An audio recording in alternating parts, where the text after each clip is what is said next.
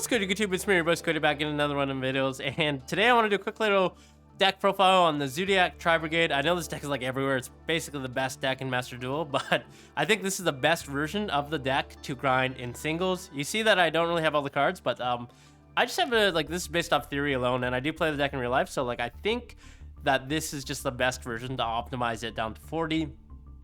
Diving right in, D Crow, this card's searchable off Shurag, so I actually don't think there's any way to search it in this particular deck turn 1, because usually searching at turn 1 involves having 4 beast types in your graveyard to banish to make Shurag, which you usually do with like Rescue Cat or Zoodiac Rapier. But the reason I don't play Rescue Cat is because I think like Max C on Rescue Cat just like ends your turn, so it's not very good.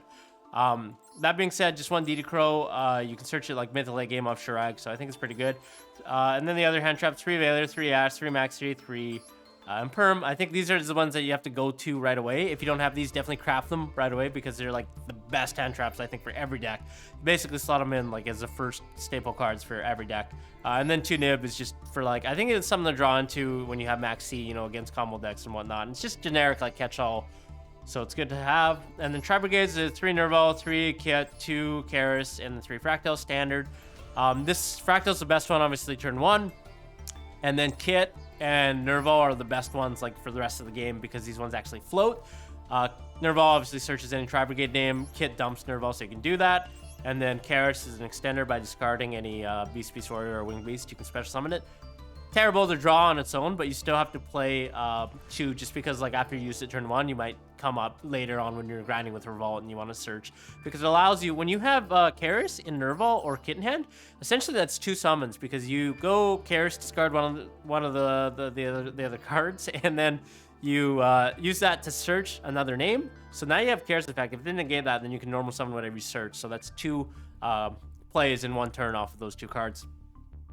Fun thing to note is that you definitely want to search Kit when you're going Fractal. Usually, like, whenever you can search Kit off Nerval, you do that, because Kit's a floater that you can dump into another Nerval and search. So, for example, if I go first and I open Fractal and I dump Fractal, then dump Kit, then dump Nerval, I would add Kit here, because if I summon Kit and they Veiler or Imperm, you can actually, it stays on the field as a floater. Next turn, if I pass, they destroy by battle, I get to send a Nerval and search another name. Whereas if I search Fractal in that situation and I summon Fractal, on their turn, they could just crash the Fractal and then I don't get anything, right? So you always want to grind and, you know, have that, Yugioh is always about like value, so keeping that in mind, definitely search Kit. Same thing, you know, off of Revolt, etc., so on and so forth. Play 2 Zoodiac monsters. I think that's all you need, honestly. Like, there's Thoroughblade and then Ram. Thoroughblade is obviously, if you draw Ram in the rare cases where you have Tenki or whatever, you can discard the Ram, draw a card, and then go into your plays. Other cards you can consider, I think, before Whiptail. I don't think Whiptail is very good, but there's another one that actually negates monster effects. So this one, called Cataroost, is, if you don't have Thoroughblade, you can play this one, because it plays around Effect Veiler. Its effect is when you overlay it for any Zoodiac XYZ, you can detach a card to negate effect monster that targets it. So if they have 2 big monsters that you like, and you make Vorpal and they Veiler, normally you'd have no way to attack and make Zeus, but if you have Cataroost, you can actually chain Cataroost's effect to Veiler to negate it, and then Vorpal can attack directly, so you can make Zeus. Fun fact there. And then Ram's obviously good because it's summons something back when it's destroyed, so it's always good follow-up. 3 Desires, I think, like, super good card. You draw 2 cards. It's basically Pot of Greed. It's limited in TCG, actually. It's very recent ban list, so definitely play 3. 3 Tanky, self-explanatory. And then 2 Chalice and 2 Cosmic. I think it's just like a generic catch-all. Chalice is really good against the combo decks when you're going second. Also good in the mirror match, you know, like, just like a very good card defensively and offensively. I think it's better than Droplet, because, like, well, maybe you could play Droplet if you have it, but because there's 3 Tanky, you can send. But I feel like Chalice is like, you don't have to discard. A lot of times you can't afford the discard. Even though Nerval searches, a lot of times you don't want to use it as off discard. You instead want to use the effect, you know, later on in your combo, so you can extend your play. Whereas if you use it early, a lot of times you can't do things later because you already searched. So you won't have that extra Tri-Brigade name. Cosmic Cyclone is really good against trap decks, Eldritch, etc. It can be used defensively against the Invocation, Alistair, Magic Meltdown field spell. Also, you can, you know, banish traps at the end phase. Imperm, self-explanatory, you should have it. And then 2 Revolt. The reason why I think you play 2 is because number 1, Desires. Also, like, I think in the format with Maxi, it can be grindy enough where, like, the second Revolt will come up. The reason, I know you see, like, a lot of people playing 3, but, like, I think, like, the reason you don't do that is because if you draw 2, like, going second, it's just not very good. So I think 2 is, like, perfect number. You can keep using it. One thing to note is that you cannot summon these guys off of Revolt unless you're link summoned. If you use a Tri-Brigade name to summon these out, they're not considered a link summon. It's considered a special summon. And in Yu-Gi-Oh, any card from the extra deck has to be summoned successfully by whatever game mechanic there is. So if they're like fusion, they have to be fusion summoned for you to reborn them from the graveyard. So just one thing to note. In some cases, you can actually hard make Bearbrum, and then when it's sent to the grave, you can actually revolt it back, and then that allows you to add another revolt. Just something to keep note of. 4 zoos, obviously Dryden's broken. The only reason you play 4 instead of 5 is because the extra deck is super tight, and I don't want to really make any cuts, so I think 4 is good. You can make Dryden when you have to, and then other times you bring format Zeus.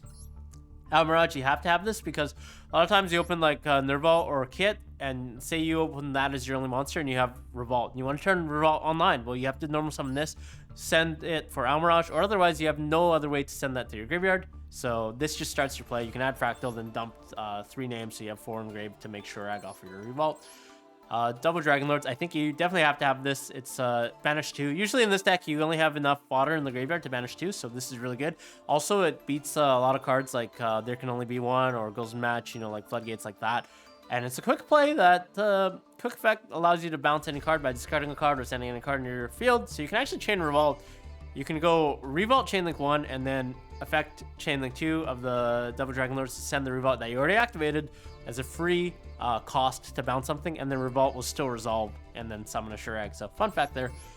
Fair obviously starts off your combo, special summons 1 from the hand, staple. I think only 1's good. You don't need 2. There's no room anyways. Rare Bum searches Revolt standard. It also has the other effect. You can discard 2 cards to special summon any banished Tri-Brigade monster. So this is really good to OTK. A lot of times you can actually OTK off 1 Tri-Brigade name if you have, I think like 4 materials in your grave and then 2 cards to discard for this effect.